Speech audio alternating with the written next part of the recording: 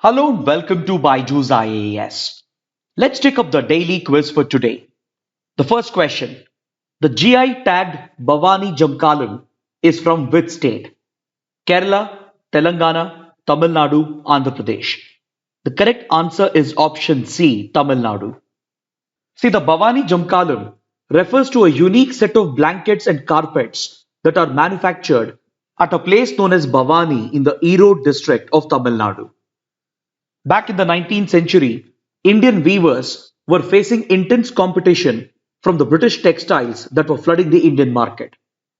This pushed the Indian weavers to invent new types of garments in order to keep their cottage industries afloat. At a place known as Bhavani in the Madras province, a community of weavers known as the Jangamars, they weaved a unique type of blanket using colored coarse threads known as the Jamkalam. This product became very popular and it is widely used as blankets and carpets. And it is a unique product that is produced at Bhavani in Tamil Nadu. While weaving these jamkalams, a unique method is used by the weavers and they make use of something known as the pit loom. Basically, the weaver sits inside a pit that is dug in the ground, and this pit would be at the same level as that of the weaving surface. At the surface, you will have these looms that are made out of wood, and the weaver operates two pedals with his legs, and through his hands, he works the threads in order to produce a unique weaving pattern that provides us the Jamkalam blankets and carpets. These carpets are quite popular in foreign countries as well, and they're exported to countries such as Sweden, Germany, Italy, US, and the others. Since 1993, even IKEA has been procuring these blankets and carpets to be sold at its outlets around the world. In recognition of the uniqueness of this product and its connection with its geographical location, the GI tag has been given by the Government of India in 2005-2006. Now let's look at the second question. What best defines the repo rate? The rate at which RBI lends money to commercial banks by buying the securities sold by the commercial banks. The rate at which commercial banks borrow money from the RBI by selling their securities to the RBI, or both A and B, or none of the above. The correct answer is option C, both A and B. Because if you read carefully, you will realize that both the statements mean the same. These statements best define as to what is the repo rate, and it is nothing but the rate at which RBI lends money to commercial banks, or the rate at which banks borrow money from the RBI by selling their securities to the RBI. Repo rate is the key policy rate that is determined by the Monetary Policy Committee in order to manage money supply in the market to strike a balance between the conflicting objectives of promoting growth and controlling inflation. According to this article in the Hindu, RBI's Monetary Policy Committee has voted unanimously to retain the policy repo rate at 4%, and this indicates the accommodative stance of the Monetary Policy Committee to promote growth in the economy while ensuring that inflation remains within the target. Now let's look at the third question. Which of the following statements are correct? India allows the cultivation of opium poppy crop for extraction of alkaloids. India currently only extracts alkaloids from opium gum at facilities that are controlled by the Revenue Department in the Finance Ministry. Alkaloids extracted from opium are used for medical purposes and they are exported to several countries. All the three statements are correct. Option D is the right answer. This question was taken up because we have a related article in the Hindu. See, opium pods produced through poppy crop is manually lanced by farmers to extract opium gum, which in turn is used in the industry to extract alkaloids, which have medicinal usage and they are even exported to other countries. So considering its medical and industrial value, the government allows the cultivation of opium crop for the extraction of alkaloids, and these opium farms are tightly regulated under the Revenue Department of the Finance Ministry as per the provisions of the Narcotic Drugs and Psychotropic Substances Act, or the NDPS Act of 1985. But of late, the area of opium cultivation has declined in India, leading to India's import dependency on opium products such as codeine. So the government is planning different ways to boost yield and production, and it has taken up an initiative to introduce new variety of imported opium crops in India, along with new and more efficient methods of alkaloid extraction. For this purpose, the government for the first time is tying up with the private sector as well under a public-private partnership model. And in collaboration with the private firms, the government is looking to increase the extraction of alkaloid by using concentrated poppy straws, which can be grown in greenhouses by using the new variety of plants that India is importing. But to enable the participation of the private sector, the NDPS Act will have to be suitably amended, and regulatory guidelines at the state level will have to be ironed out, especially in three traditional opium growing states, that is UP, Rajasthan, and Madhya Pradesh, where poppy cultivation is allowed based on licenses that are issued every year by the Central Bureau of Narcotics. Now let's look at the fourth question. Which of the following statements are incorrect? Solar capacity addition in India presently depends largely upon imported solar PV cells or photovoltaic cells and modules, as the domestic manufacturing industry has limited operational capacities. A production linked incentive scheme known as the National Program on High Efficiency Solar PV Modules has been approved to reduce import dependence in a strategic sector.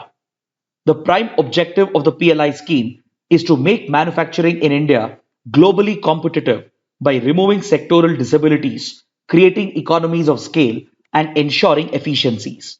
It is designed to make India an integral part of the global supply chains.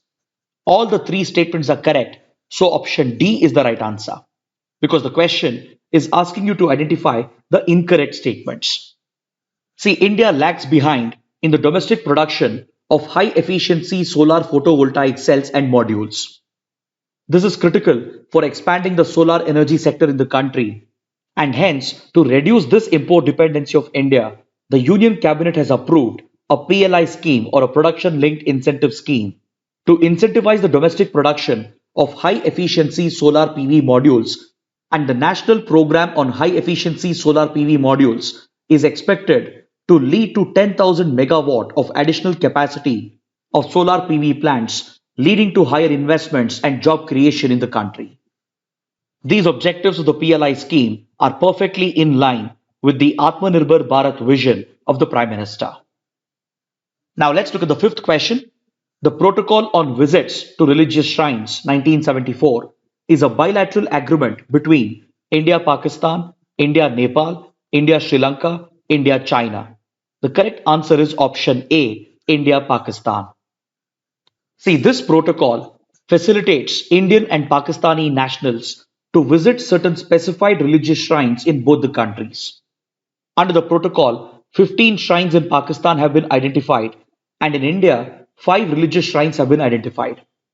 In India, the protocol covers several sacred pilgrimage sites such as the Ajmer Dargah, the Hazrat Nizamuddin Dargah in Delhi, and a few other religious shrines that are of significance to Pakistani nationals. Similarly, in Pakistan, around 15 important gurudwaras and temples have been identified. And as per the terms of this agreement, India and Pakistan are expected to facilitate visa-based travel of pilgrims to these religious shrines. But this travel facility extended to pilgrims is subjected to several conditions. And as per the agreement, pilgrims can only travel in groups, and the number of groups that can travel every year is fixed and determined by both the governments. The pilgrims are given visitor visas, and they have to abide by the restrictions put in place by the two governments. But please note that the Kartarpur corridor, which was recently inaugurated, is not covered under this protocol, because the Kartarpur corridor is a visa-free corridor. This has been set up through a separate agreement, and it has not been covered by this protocol. Now let's look at the question from the 2016 prelims paper. What is or are the purpose or purposes of government's sovereign gold bond scheme and gold monetization scheme? To bring the idle gold lying with Indian households into the economy, to promote FDI in gold and jewelry sector, to reduce India's dependency on gold imports.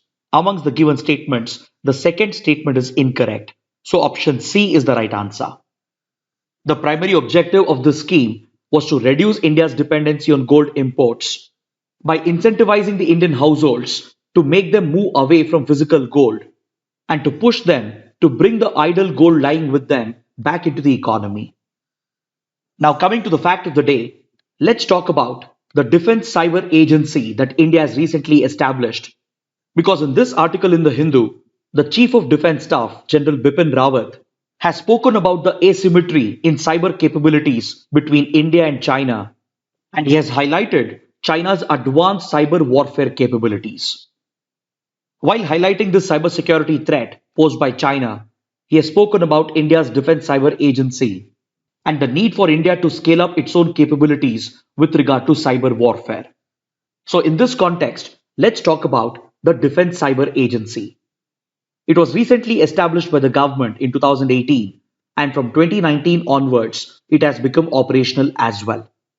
It is basically a tri-service agency of the Indian Armed Forces, and it draws personnel from all the three branches of the armed forces, which includes the Army, the Navy, and the Air Force.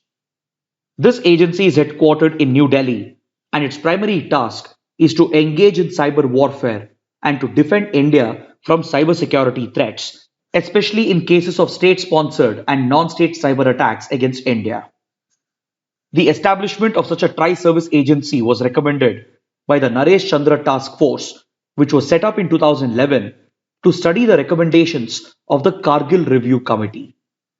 The Naresh Chandra Task Force had recommended the establishment of a tri-service cyber agency but with command status. But the government hasn't given it the command status, and instead it has been set up as an agency. On similar lines, the Defense Space Agency was also set up, and as well as a Joint Special Operations Command has also been set up, which were also recommended by the Naresh Chandra Task Force. The Defense Cyber Agency will function under the Integrated Defense Staff, and it will directly report to the Chief of Staff Committee, which would be headed by the CDS. Its primary mandate is to develop both offensive and defensive cyber weapons for India in order to enable the country to engage in cyber warfare. And it is also responsible for coming out with a long-term policy to secure India's military networks from any foreign threats, especially from the usage of foreign hardware and software in the computers and the network systems of the Indian Armed Forces. Along with this, the Defense Cyber Agency is also responsible for preparing India's cyber warfare doctrine. So with this, let's conclude our discussion for today. Thanks for watching.